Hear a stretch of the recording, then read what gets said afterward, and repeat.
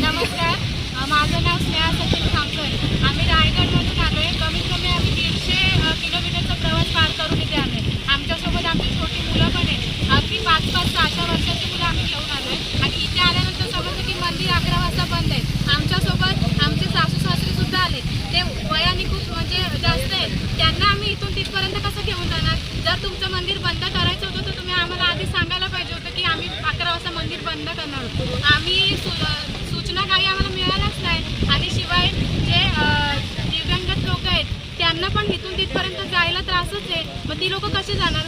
तुम्ही सूचना द्यायला पाहिजे होत्या. तर आमची रिक्वेस्ट आहे की आम्ही इथपर्यंत आलो आहे तर आम्हाला मंदिरापर्यंत तरी पोहोचवण्याची सोय पाहिजे. आणि दुसरी गोष्ट म्हणजे लेडीज आहेत, जेंट्स लोक इतर कुठेही वॉशरूमला जाऊ शकतात, पण आमच्यासारखे लेडीज कुठेही जाऊ शकत नाही. कारण की या पूर्ण भागामध्ये सगळीकडे जेंट्स लोक आहेत आणि त्यांच्यासमोर आम्ही कसं जाऊ शकतो? काही वॉशरूमची पण सोय नाही आहे इथे. त्यामुळे आमची रिक्वेस्ट आहे की आम्हाला ज्या काही गोष्टी आहेत त्या मान्य कराव्यात. आणि जर का तुम्ही मंदिर बंद करताय तर त्याची कल्पना भाविकांसाठी आधीच देणं गरजेचं आहे. कारण आम्ही इतका लांबचा प्रवास करून अक्षरशः आमच्या गाडीमध्ये CNG पण नाही आहे. मधल्या या भागातला पेट्रोल ना CNG. आता जाताना जर अडचण झाली तर आम्हाला मदतीला कोणी येऊ शकणार नाही. त्यामुळं एवढ्या लांब आलो तर कमीत कमी मंदिरापर्यंत तरी आम्हाला पोहोचायला, मंदिर बघण्याची तरी आम्हाला मान्यता मिळावी अशी मी रिक्वेस्ट करते.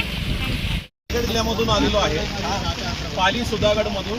जवळजवळ आम्हाला इथे यायला 150 किलोमीटरचा रस्ता आम्ही पार केलेला आहे.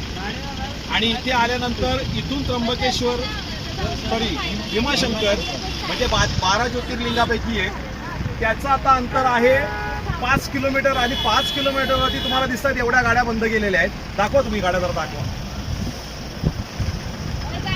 एवढ्या गाड्या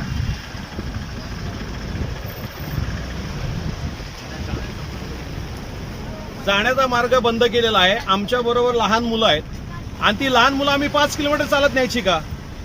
जर तुम्हाला काय प्रशासनाला जर काही कामं करायची असतील तर ती तुम्ही जाहीर करायला पाहिजे की या दिवसामध्ये काम होणार आहे. या दिवसामध्ये तुम्ही तुमच्या गाड्या घेऊन येऊ नका. आणि आत्ता आम्ही इथे आलोय म्हणजे आता इथून आम्हाला दर्शन घेता येणार नाही, कारण आम्ही लहान मुलं तिथं येऊ शकत नाही. म्हणजे आम्हाला 150 किलोमीटर येऊन आम्हाला परत जावं लागणार आहे. हे शासनाचा जर असा गोंधळ कारभार राहिला तर भाविकांनी आणि इथं राहणाऱ्या लोकांनी करायचं काय? कारण इथला जो वर्ग आहे तो टुरिझमवर जगतो. त्या टुरिझमवर जर आलीच लोक नाही तर इथं टुरिझम चालेल का? याची शासनाने दखल घेतली पाहिजे.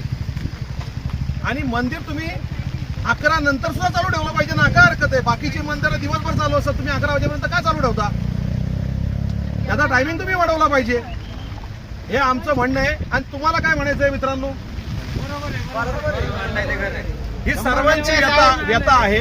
आणि ही जी पार्किंग आहे ती 5 किलोमीटर लांब आहे. 5 किलोमीटर कोण दर्शनाला जाणार आहे? आणि लहान मुलं या पावसामध्ये जाऊ शकत नाही. एवढंच आम्हाला सरकारला एवढंच म्हणायचंय, प्रशासनाला एवढंच म्हणायचंय की तुम्ही पार्किंग जवळ न्या, तिथून पार्किंग करून गाड्या इकडे येऊ द्या, नो प्रॉब्लेम, पण आम्हाला तिथपर्यंत जाऊ द्या.